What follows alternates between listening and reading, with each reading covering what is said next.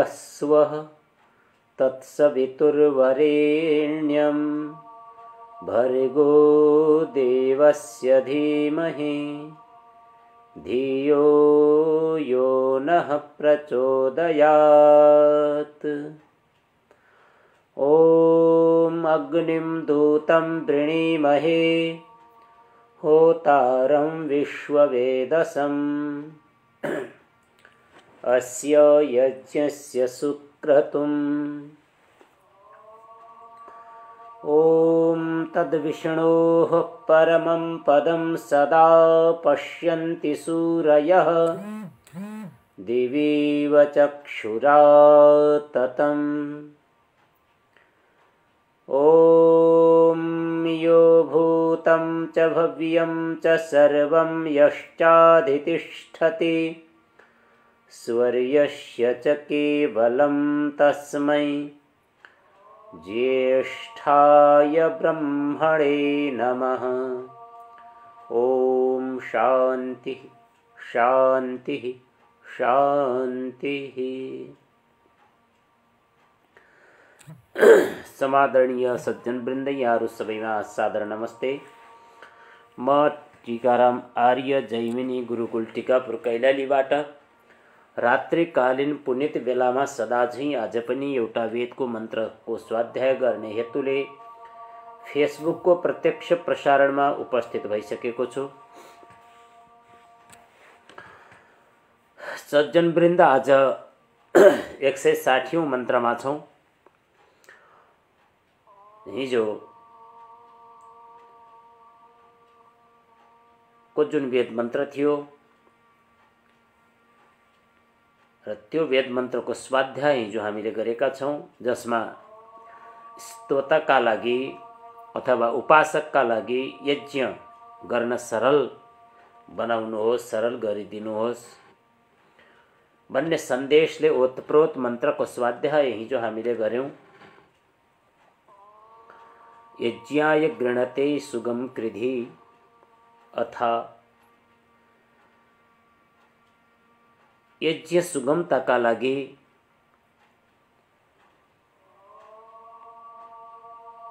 अथवा यज्ञ गर्नको निमित्त जो यज्ञ गर्दछन् तिनीहरूका निमित्त त्यसलाई सुगम यानी सरल गरिदिनुहोस्।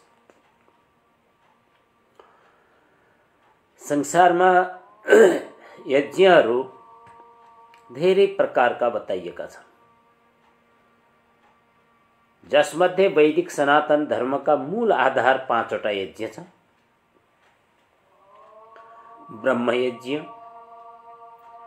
देवयज्ञ, पितृयज्ञ, अतिथियज्ञ र बलिवैश्वदेव यज्ञ। सके मानिसले सधैं 5 वटा यज्ञलाई गर्नुपर्दछ। यदि सकिएन भने कमसे कम 2टा यज्ञ र त्यति पनि सकिएन भने एउटा यज्ञलाई त मानिसले कहिल्यै पनि बिर्सनु हुँदैन।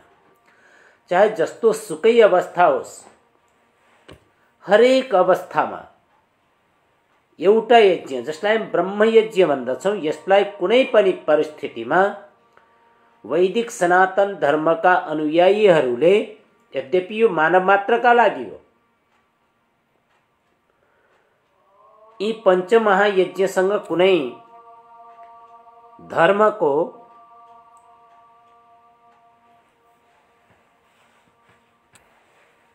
सम्बन्ध छैन। यी आफैमा धर्म हुन्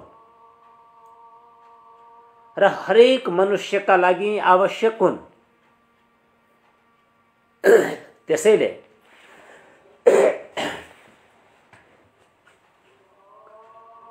फेरि पनि जो वैदिक सनातन धर्ममाथि विश्वास गर्छन्, जो वेदमाथि विश्वास गर्छन्, जो वेदको अनुसरण गर्दछन्, जो व्यक्तिहरू वेदोक्त मार्गमा हिँड्दछन्, तिनीहरूका लागि यी अति आवश्यक भइहाल्दछ। त सके 5 यज्ञहरू गर्नु आवश्यक छ। यदि 5 यज्ञ गर्न सकेन भने 2 वटा यज्ञ, तीनवटा यज्ञ तीन पनि सकेन, दुईवटा यदि त्यो पनि सकेन भने ब्रह्मयज्ञ त अनिवार्य गर्नुपर्दछ। यद्यपि धेरै सहज छन्। हरेक दिन ब्रह्मयज्ञ अनिवार्य छ साँझ बिहान, जसलाई हामी सन्ध्याको नामले जान्दछौँ। र दोस्रो देवयज्ञ धेरै सकिएन, कमसेकम थोरै भए पनि केही आहुति आवश्यक मात्रामा दिनुपर्दछ। र तेस्रो यज्ञ जसलाई हामी पितृयज्ञ भन्छौँ, त पितृयज्ञ त जस्तो सुकै अवस्थामा पनि गर्नै पर्ने कुराहरू, जो आफ्ना पितरहरू छन्, ज्येष्ठ श्रेष्ठ व्यक्तिहरू छन्, जसको हामी सेवा गर्न सक्छौँ, जसलाई हामी खुसी बनाउन सक्दछौँ, त्यस्ता व्यक्तिहरूको सेवा गर्न त कुनै दिन कुर्नै परेन। जस्तो सुकै अवस्थामा पनि हामी पितृयज्ञ त गर्न सक्छौँ, किनकि हरेक व्यक्तिको घरमा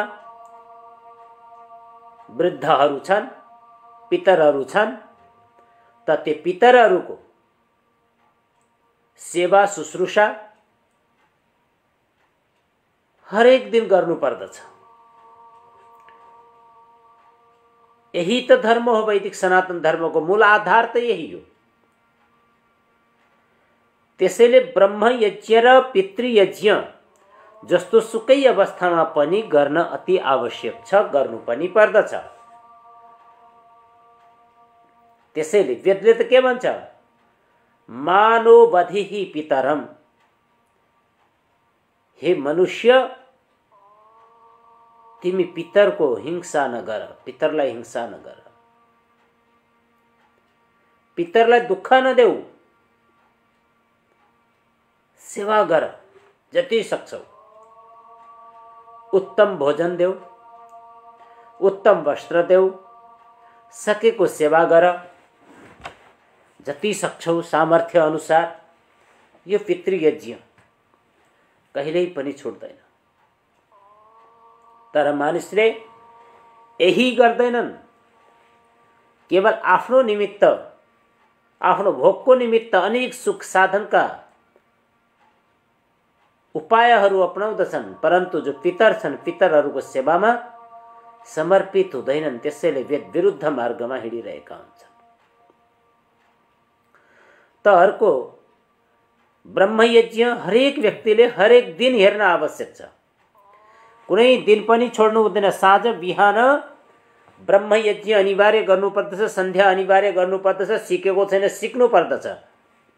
आज हामी देखिरहेका छौँ, तमाम धार्मिक अभियन्ताहरू हुनुहुन्छ, धर्मको ठुल्ठुलो चर्चा गर्नुहुन्छ धर्मका बारेमा। जब उहाँका आफ्ना आचरणहरूमा सन्ध्या आदि जो वैदिक धर्मका आधारहरू छन्, तिनको बारेमा सोधिन्छ, केही पनि आउँदैन। यस्तो हुँदा चाहिँ नि के हुने भयो त भने, जे बोल्छौँ त्यो गर्दैनौँ भन्ने हुन्छ। त्यसैले जे बोलिन्छ त्यो अनिवार्य गर्नुपर्दछ। र अर्को कुरा, यसलाई त जुन पञ्चमहायज्ञहरू छन्, यसमा त त्योसँग पनि सम्बन्ध भएन। र अन्य कुराहरूमा पनि त्यही हो, सत्यको अनुसरण। जबसम्म हामी सत्यको अनुसरण गर्न सक्दैनौँ, तबसम्म त हामी जुन कुराको प्राप्तिका लागि अगाडि बढ्छौँ त्यो प्राप्त नै हुँदैन। त्यसैले हामी मनुष्य हौँ, त मनुष्यले सदैव सत्यको पक्षमा अडिग रहनु पर्दछ। सदैव सत्यलाई धारण गरेर अगाडि बढिरहनु पर्दछ। साँचो कुरा बोल्नु पर्दछ, चाहे जस्तो सुकै अवस्था किन नहोस्। सत्य बोल्न छोड्नु हुँदैन, सत्य कार्य गर्न छोड्नु हुँदैन। यही मानवता हो। त्यसैले जुन यज्ञहरू छन्, यी यज्ञहरूलाई सकेसम्म हरेक व्यक्तिले बुझोस्, गरोस्, ईश्वरको उपासना गरोस्, ब्रह्मयज्ञ गरोस्, देवयज्ञ गरोस्, पितृयज्ञ गरोस्। यति गरिसकेपछि अतिथि सधैँ सुलभ नहोला। एउटा यज्ञमा समस्या हुन सक्छ, किनकि अतिथिको अर्थ हो जसको आउने निश्चित तिथि नै छैन। त्यस्तो व्यक्ति अचानक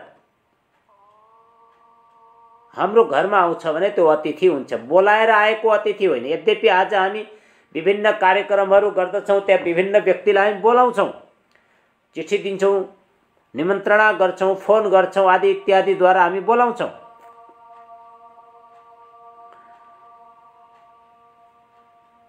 त तिनलाई बोलाएर आएका व्यक्ति अतिथि त होइनन्, ती पाहुना अवश्य हुन्। त जुन अतिथि शब्दको वास्तविक तात्पर्य हो त्यो ती अतिथि हुँदैनन्। तर आज हामी कुनै व्यक्तिलाई बोलाउँछौँ, कुनै नेतालाई बोलाउँछौँ, प्रमुख अतिथि बनाउँछौँ, कार्यक्रम गर्छौँ, यी एउटा लोकाचारका निमित्त हुने गरेका छन्। त त्यो जसलाई हामी प्रमुख अतिथि बनाउँछौँ उसको हामी विद्वत्ता हेर्दैनौँ, उसको धार्मिकता हामी हेर्दैनौँ, उसको आचरण हामी हेर्दैनौँ। जस्तो सुकै भने कुनै सामाजिक पदमा बसेको छ भने हामीले उसलाई ठुलो ठानेर ल्याउँछौँ र त्यस्ता कार्यहरू त्यस्ता ती केवल औपचारिकताका लागि मात्रै हुन् ती, तर वास्तविक अतिथि होइनन्। त अतिथिको अर्थ के हो त भने जसको आउने निश्चित तिथि छैन, अचानक हामी कहाँ आउँछन्, हाम्रो घरमा आइपुग्दछन् भने ती अतिथि हुन्छन्। त ती अतिथि कस्तो हुनुपर्दछ? परोपकारी, विद्वान, शङ्का समाधान गर्नका लागि सक्षम। त्यस्तो प्रकारको अतिथिबाट अथवा त्यस्तो प्रकारको अतिथिको सेवाबाट सेवा गर्ने व्यक्तिलाई राम्रो फल प्राप्त हुन्छ। के फल प्राप्त हुन्छ? किनकि ऊ विद्वान हो, उसले विद्या दिएर जान्छ, असल उपदेश दिएर जान्छ। त्यसैले त्यस्तो अतिथिको सेवा गर्नुपर्दछ र त्यो अतिथि हामीलाई नमिल्न सक्छ, असम्भव छ। सधैँ त्यस्तो प्रकारको अतिथि उपलब्ध नहुन सक्छ। तर अन्य कुराहरू अरू जो 4 वटा यज्ञ छन् ती त दैनिक गर्न सकिने यज्ञहरू हुन्।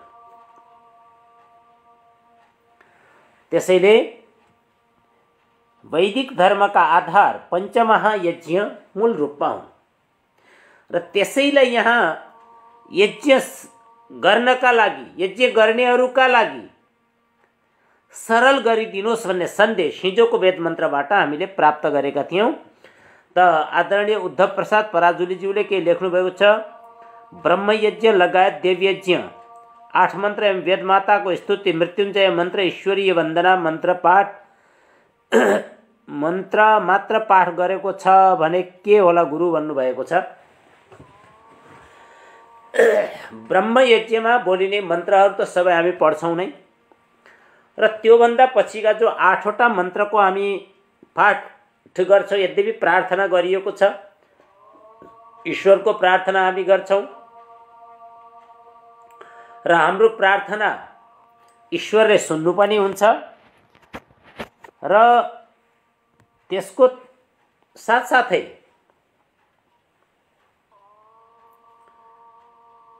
जुन 8 मन्त्रको हामीले अर्थपूर्वक पाठ गर्छौँ त्यसलाई हामीलाई आत्मिक रूपमा फाइदा छ, बौद्धिक रूपमा फाइदा छ, किनकि हामीलाई ती कुराहरूको जानकारी अवश्य हुन्छ। तर त्यसको साथसाथै जुन देवयज्ञ जसलाई हामी अग्निहोत्र भन्छौँ त्यो पनि गर्न सक्यो भने अति उत्तम हुन्छ, किनकि त्यसबाट केवल एउटा पाठ गर्ने व्यक्तिलाई मात्रै फाइदा हुँदैन।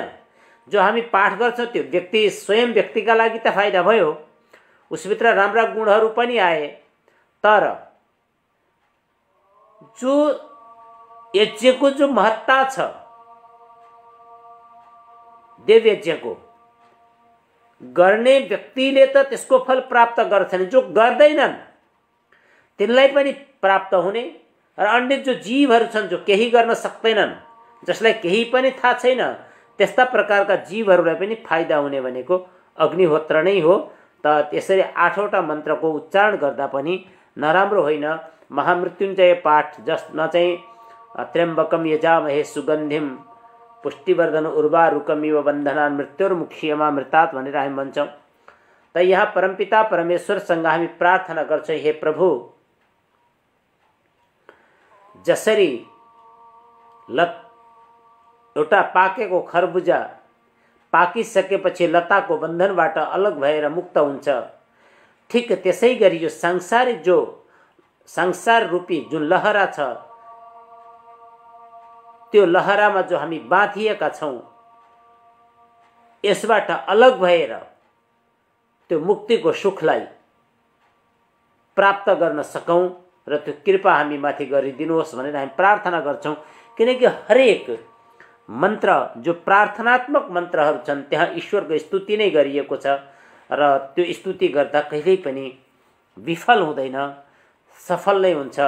किनकि कर्म मुख्य रूपमा चाहिँ प्रधान हो। जस्ता कर्महरू हामी गर्छौँ त्यस्तै प्रकारको फल हामीलाई अवश्य पनि प्राप्त हुन्छ। यो सन्देश चाहिँ वेदले हामीलाई दिएको सन्देश हो र वेदका मन्त्रहरूबाट हामी यिनै कुराहरूलाई चाहिँ नै प्राप्त गर्दछौँ। त आज हामी अर्को वेद मन्त्रतिर जाँदैछौँ। मैले थोरै भूमिका हिजोको वेद मन्त्रको बारेमा यहाँहरूको माझमा राखेँ र यज्ञका केही स्वरूपहरू, विशेष गरेर वैदिक सनातन धर्ममा अथवा वेदानुकूल वेदानुमोदित जो पञ्चमहायज्ञ छन्, ब्रह्मयज्ञ, देवयज्ञ, पितृयज्ञ, अतिथि यज्ञ र बलि वैश्वदेव यज्ञ, यी 5वटा यज्ञको बारेमा चाहिँ हामी सबैले थाहा भएको कुराहरू जान्नु पनि पर्छ, गर्नु पनि पर्दछ। र त्यसको साथसाथै अहिले द्रव्य यज्ञ अनेक प्रकार, कहीँ भागवतको कथा भइरहेको छ त्यहाँ चाहिँ महायज्ञ हवन चाहिँ हुँदैन, प्रायः चाहिँ 7औं दिनमा गएर गरिदिन्छन्। अनि कुनै एउटा कार्य गर्यो त्यसलाई महायज्ञ, अनेक प्रकारका यज्ञका नामहरू चाहिँ अहिले राख्ने गरेका छन्। त यति मात्रै होइन, अन्य कुरा एकदम मानव जीवनमा अनिवार्य गर्न पर्ने भए त्यसको साथसाथै अन्य यज्ञहरू पनि छन्, जसलाई हामी राजसूय यज्ञ भन्छौँ। अनि त्यस्तै गरेर चाहिँ अग्निष्टोमीय यज्ञ भन्छौँ। यी विभिन्न प्रकारका यज्ञहरू छन्, यसका विधिहरू छन्, तमाम यज्ञहरू छन् जसले गर्दा सम्पूर्ण लोकको कल्याण हुने कार्य चाहिँ यिनीहरूबाट हुन सक्दछ। यी कुराहरू छन्। त आजको वेद मन्त्र रहेको छ ऋग्वेद मण्डल 8 सूक्त 60 को मन्त्र 12 रहेको छ। त यो मन्त्रले दिन खोजेको सन्देश हो, धन खोज्ने बुद्धिलाई बढाऊ। यहाँ मनुष्यलाई आदेश दिएको छ। अब धेरै जसो चाहिँ के छ त भने धेरै उपदेश गर्नेहरू जब कुनै मञ्चमा बस्छन्, मञ्चमा बसिसकेपछि यस्तो प्रकारको उपदेश चाहिँ दिनुहुन्छ उहाँहरूले कि यो धन सम्पत्ति, छोराछोरी आदि जति पनि छन् संसारका बन्धनहरू, यी केवल बन्धन उनीहरूबाट कुनै प्रकारको सुख छैन, यिनका पछाडि पर्न हुँदैन, यो चाहिँ यसलाई सब त्यागिदिनु पर्दछ। यस्तै यस्तै किसिमको चाहिँ उपदेश चाहिँ दिने गर्नुहुन्छ। तर एउटा विडम्बना के त्यस्तो उपदेश दिएर पनि त्यो लोकैषणा र वित्तैषणाबाट चाहिँ उन्मुक्ति मिलेको चाहिँ देखिँदैन तिनीहरूलाई। तर हामी जब वेदको शरणमा जान्छौँ, वेदले चाहिँ हामीलाई के भन्छ, श्याम पतयो रैणम, हे प्रभु हामी धन ऐश्वर्यका स्वामी हौँ भनेर हामी चाहिँ हरेक दिन प्रार्थना गर्छौँ, हरेक पल प्रार्थना गर्छौँ। त त्यसै गरी धन खोज्ने बुद्धि, धन कसरी खोज्ने, कसरी धन प्राप्त हुन सक्दछ त्यो बुद्धि चाहिँ बढाउने आदेश वेदको मन्त्रले दिएको छ। त्यसैले वेद सदैव हरेक कुराहरू, दुईटा कुराको त वेदले सदैव उद्घोष गरेको छ कि उसले के भन्छ, विद्याम च विद्यम यस्तद्वेदो भयम सह, हे मनुष्य विद्या र अविद्यालाई एकसाथ जान्ने प्रयास गर, एकसाथ बुझ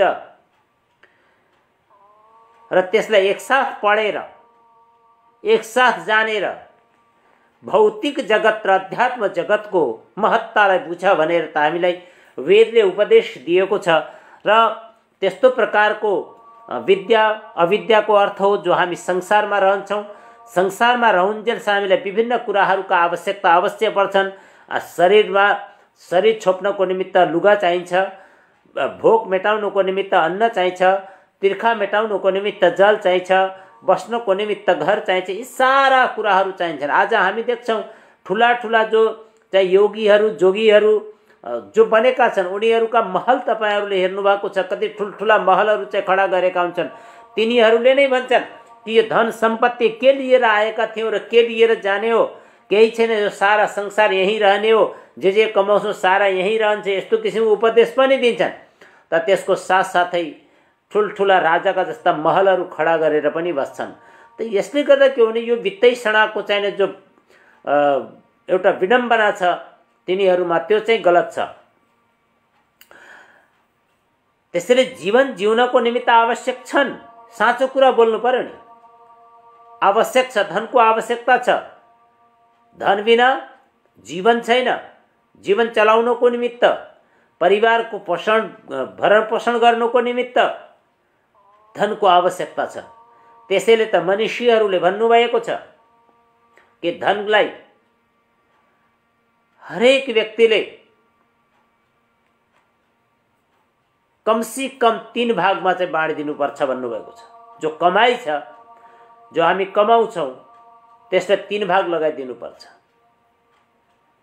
त पहिलो भाग हो जुन कार्य हामी गर्दछौँ त्यसलाई अझै बढाउनको निमित्त, त्यसको अझै वृद्धि गर्नको निमित्त व्यापार व्यवसाय जे गर्छौँ त्यसमा लगाउने। फाइदा भएको, हामीले व्यापार गरेर जुन फाइदा हुन्छ अथवा कुनै कार्य गरेर जुन फाइदा हुन्छ, लगानी भन्दा बढी भएको जो फाइदा भएको रकम छ त्यसलाई 4 भाग लगाउने हो, 3 भाग लगाउने हो। त पहिलो भाग आफूले गरिरहेको कार्यलाई वृद्धि गर्नको निमित्त, दोस्रो भाग परिवारको भरण पोषण गर्नको निमित्त, र तेस्रो भाग कीर्तिको निमित्त। जसलाई दान गर्नाले, जुन कार्य गर्नाले उसको कीर्ति बढ्न सक्छ। यसरी चाहिँ धनलाई 3 भाग लगाइदिनु पर्छ भनेर चिन्तकहरूले, मनीषीहरूले चाहिँ नै भन्नुभएको छ। त यो वेद मन्त्र एन वंशामप्रीतना सुशर्धतस्तरन्तो अर्य आदिशः सत्वं नो वर्ध प्रयसा शचीवसो जिन्वा धियो वसुविदः।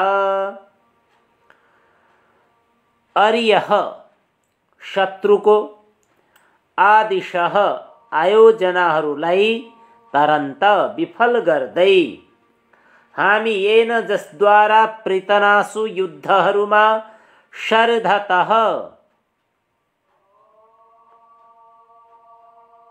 चेतावनी तिनीहरूलाई वंशामा बसमा गर्न सकौं। सहत्वम त्यो त नह हामीलाई प्रयासा प्रयासका साथ वर्ध बढाऊ, र हे सचिवसो बुद्धि र शक्तिका धनी, वसुविदः धन खोज्ने, धियः बुद्धिहरूलाई जिन्व उत्तेजित गर।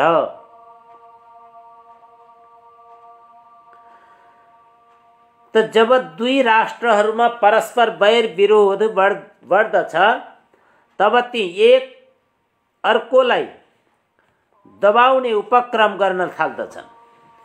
त्यस समयमा राष्ट्रका उत्साही र वीर सैनिक अथवा राष्ट्रवासी जन आफ्नो राष्ट्रपति अथवा राजा, सेनापति तथा नेतासँग जे भन्दछन् त्यसको थोरै दिग्दर्शन यस मन्त्रमा गराइएको छ।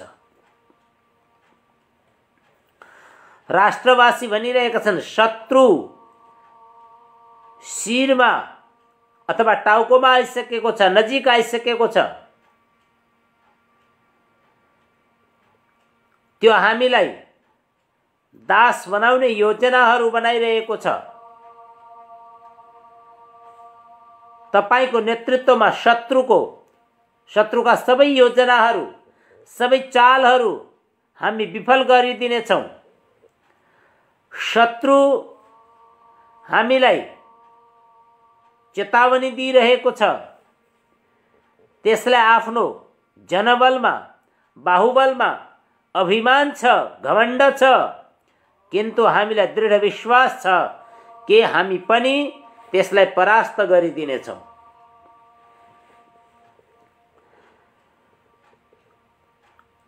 त्यसैले तपाईं हाम्रो नेतृत्व गर्नुहोस्। सैन्य सञ्चालन एक विशिष्ट जटिल कला हो। विविध भावनाहरूले जनहरूलाई, मानिसहरूलाई एक मनका बनाएर एक उद्देश्यका लागि आफ्नो प्राणसम्म दिनलाई तत्पर गरिदिनु कुनै सामान्य कुरा होइन। यसका लागि विशाल बुद्धि, सुपटु चातुर्य, दीर्घदर्शिता आदि अनेक गुणहरूको अपेक्षा हुन्छ। त्यसैले शत्रुका प्रति, जो छिमेकी शत्रु छ, त्यो छिमेकी शत्रुका प्रति राष्ट्रवासीहरूका भावहरूको क्षीण जस्तै चित्र निम्नलिखित मन्त्रमा गरिएको छ। जस्तो अध्याय 1:21 मा छ, विन इन्द्र मृधो जहिनी चा यच्छ पृतन्यतः अधमं गमया तमो यो अस्माम अभिधासति। हे इन्द्र, हे राजा, हे परमपिता परमेश्वर, तिमी हत्याराहरूलाई मारिदेऊ। यस्ता कपट गर्नेहरूलाई, हामीसँग युद्ध गर्नेहरूलाई परास्त गरिदेऊ।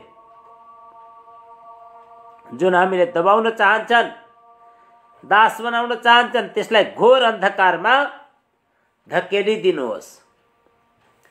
र आलस्य र प्रमाद पराजयका साधन हुन्।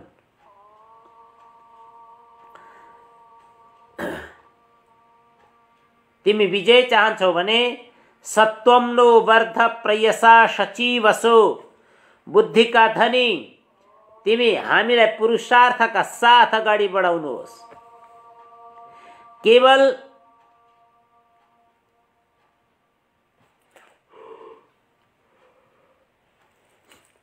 मानिसहरूमा एक किसिमको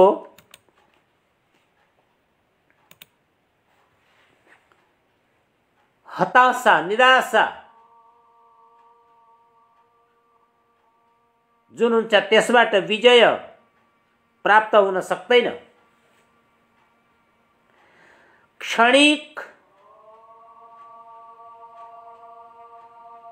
मानिसहरूको वाहीबाट त्यसलाई भलै त्यो सम्मान उसले प्राप्त गर्न सक्छ। आफ्ना भुजबलको उन्मादमा विचार नगरिकन शत्रु दलमा आक्रमण गर्ने, किन्तु स्थायी विजय त्यसका भाग्यमा जो गर्दछन् हुँदैन। यस्तो प्रयास प्रायः सबैतिरबाट निराशजनक हुने गर्दछ। निराशाको दशामा बुद्धि आफ्नो स्थानमा रहँदैन। युद्ध नै वास्तवमा बल हो। जस्तो कि एक नीतिकारले भनेको छन्, बुद्धिर्यस्य बलम तस्य निर्बुद्धेस्तु कुतो बलम। अर्थात् बल त्यसैको हो जससँग बुद्धि छ। बुद्धि रहितमा बल कहाँ छ? वास्तवमा मूर्ख निर्बल हुन्छ। अतएव सेनानायक बुद्धिमान हुनुपर्दछ। यसै भावबाट मन्त्रमा सेनानायकलाई सचिवसु, बुद्धिको धनी भनिएको छ। मूर्खलाई नेता बनाउनु हुँदैन। यदि मूर्खलाई नेता बनाइयो, मूर्खलाई माथि राखियो भने त्यसले कहिल्यै पनि सुख दिन सक्दैन। त्यसैले बुद्धिमान नेताको हित यसैमा हुन्छ कि त्यसका अनुयायी पनि बुद्धिमान होन् वेदले भनेको छ धियो जिन्व वसुविथः, धन प्राप्त गर्ने बुद्धिहरूलाई उत्तेजित गर, नेता बुद्धिमान अनुयायी बुद्धिमान, सारा राष्ट्र बुद्धि विधान, फेरि कहीं अथवा कहीँबाट पनि कसैको भयको सम्भावना हुँदैन भनेर यसरी यो मन्त्रले उपदेश दिएको छ। त यो मन्त्रको उपदेशलाई पनि हामी आत्मसात गर्नेछौँ, चिन्तन गर्नेछौँ, मनन गर्नेछौँ र चिन्तन र मननबाट जुन निचोड निस्किनेछ त्यो नै वास्तवमा सुखदायी हुनेछ। त यतिन्जेलसम्म यहाँहरू जसले फेसबुकको प्रत्यक्ष प्रसारमा जोडिएर हेरिरहनु भएको छ, सुनिरहनु भएको छ, सबैप्रति हार्दिक कोटिस साधुवाद दिन चाहन्छु। र भोलि फेरि प्रविधि र समयले कुनै प्रकारको अवरोध खडा गरेन भने फेरि अर्को वेद मन्त्र लिएर यसरी नै स्वाध्याय गर्ने प्रयास गरिनेछ भन्दै पुनः यहाँहरू सबैलाई सादर नमस्ते गर्दै म मेरो वाणीलाई यहीँ विराम दिन्छु। ओम शम।